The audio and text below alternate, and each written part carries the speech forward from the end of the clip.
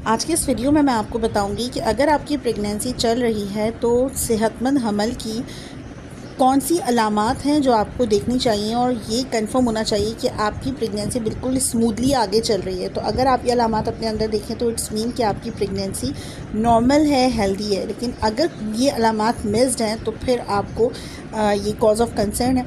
इसमें हम 3 ट्राइमेस्टर में करेंगे प्रेगनेंसी को डिफ्रेंशिएट।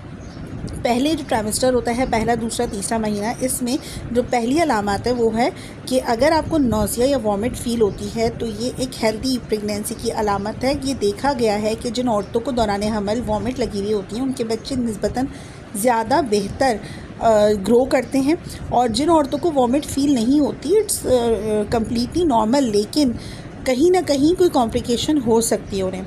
दूसरी अलामत है कि आपके पीरियड्स मिस्ड हो जाएं। आपकी प्रेगनेंसी है, आपके पीरियड मिस्ड हो गए, तो ये तो सबसे पहली अलामत है सेहतमंद हमल की। तीसरी अलामत है कि अगर आपको अर्ली प्रेगनेंसी में थोड़ी सी लाइट सी स्पॉटिंग हो जाती है तो ये भी एक सेहतमंद हमल की अलामत है, क्योंकि जब बच्चा यूट्रस में स्टक करता है तो यूट्रस की जो वॉल्स होती हैं वो थोड़ी सी वहाँ से श्रेड होती हैं, जिसकी वजह से एक हामला औरत को अपने जो स्पॉटिंग है हल्का सा लाइट ब्राउन कलर का डिस्चार्ज या पिंक कलर का डिस्चार्ज फील हो सकता है। लेकिन अगर ये स्पॉटिंग ब्लीडिंग में तब्दील हो जाए, यानी कि आपको ब्लीडिंग शुरू हो जाए, तो फिर ये हमल ख़त्म होने की अलामत होती है। ये सेहतमंद हमल की अलामत नहीं है। सिर्फ़ और सिर्फ स्पॉटिंग होना, यानी कि होकर ख़त्म हो जाना, हल्का सा धब्बा लग जाना, ये सेहतमंद हमल की अलामत। चौथी अलामत ये है कि आपको फ्रीक्वेंट यूरिनेशन हो सकती है, बार बार वॉशरूम जाना पड़ सकता है।